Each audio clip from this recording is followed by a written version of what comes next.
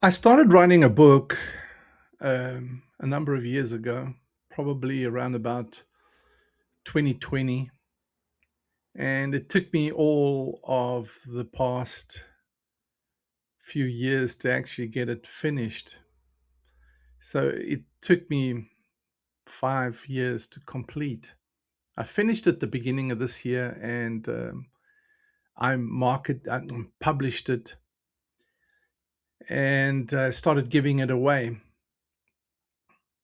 It was a difficult book to write because it involved a lot of emotional anguish for me,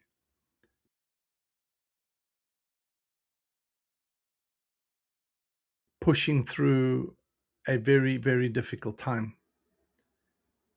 I've shared it briefly at various times on this platform, and but I thought, now would be a good time to, because it's published, because I'm giving it away and selling it. I've had a few sales on it.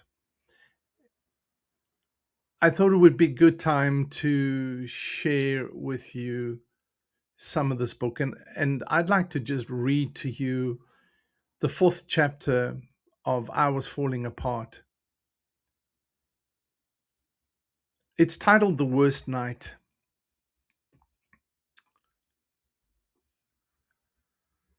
This is the worst night of my medical career.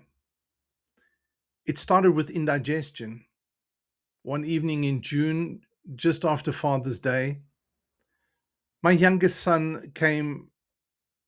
Oh, he went to play indoor soccer with his brother and some friends.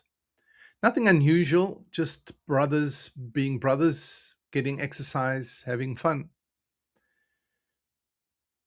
But when he came home, he complained about his stomach. I think I have indigestion, he said. When he came home, he complained about his stomach. I think I have indigestion. I read that.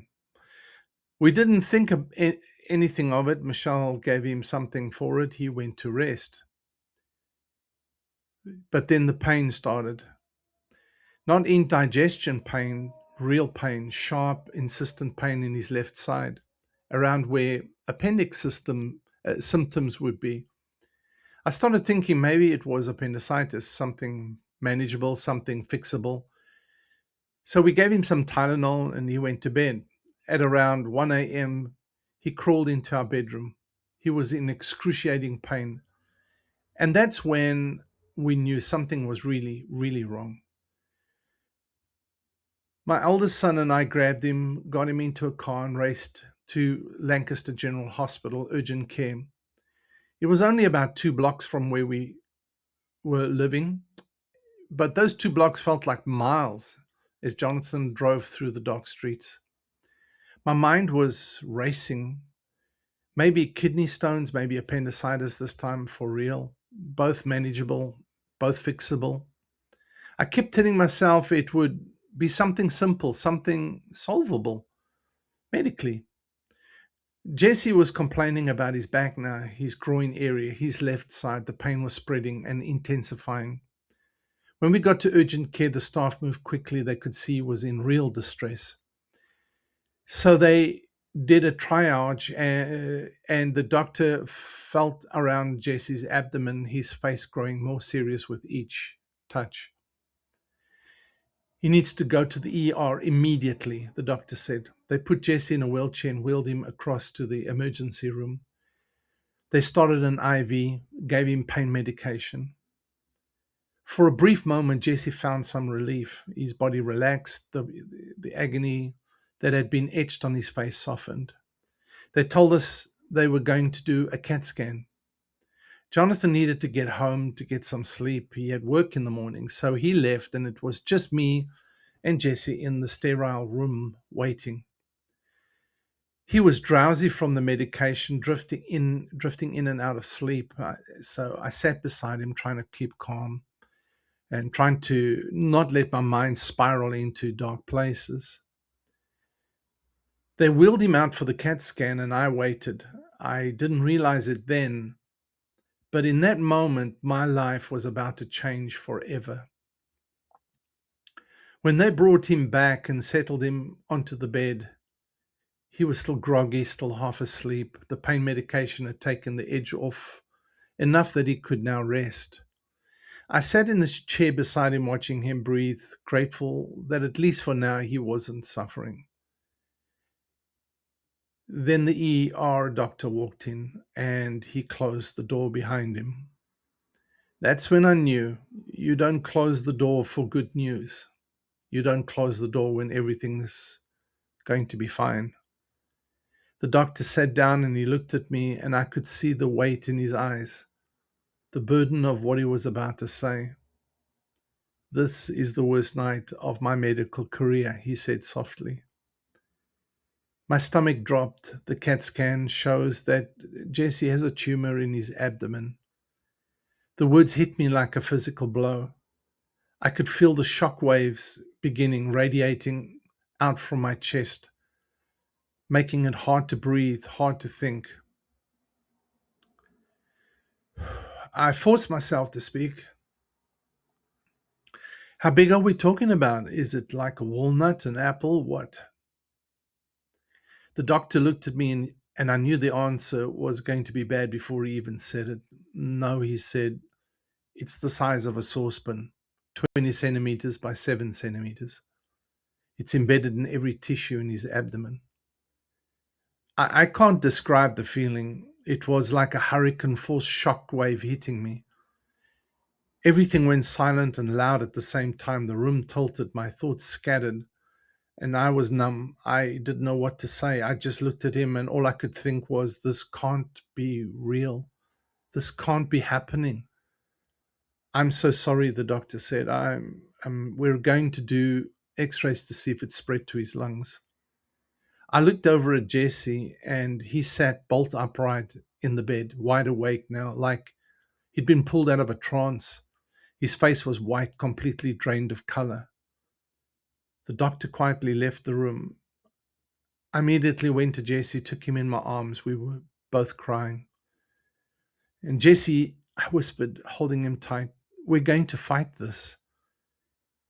By the stripes of Jesus, you are healed. That's what the Bible says. He nodded in my arms, but he was crying, and we both were. What else do you say in a moment like that? What words are there when your son, your strong, healthy 19-year-old son, has just been told he has a massive tumor growing inside of him? I just held him. A few minutes later, they came to take him for x-rays. They wheeled him out of the room, and I was left there standing alone.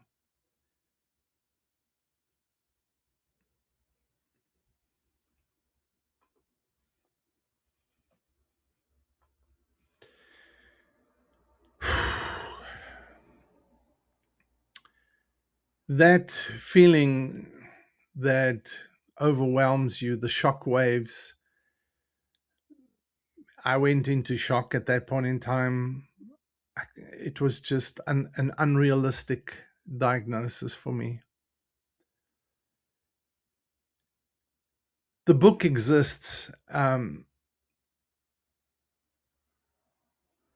not to relieve pain for its own sake, but because there's someone out there right now standing in a corridor like that one, needing to know that somebody is standing with them. When I said to him, we're going to fight this, by the stripes of Jesus, you're healed, I didn't say it as a tidy resolution. I didn't say it as just something comforting or just something that was, something that I had to say. I didn't know what was ahead, but I said it. And I said it as a pronouncement, as a declaration at that point in time. So I wanted to share this with you because sometimes we're standing alone in a corridor of some sort, somewhere, and you just need somebody to travel with you. I decided at that point in time, 24/7, I was going to travel with Jesse through this journey. If you'd like to get the whole biography or story, the link is in the description. Until next time, I'm Coach Sean. I'm in your corner.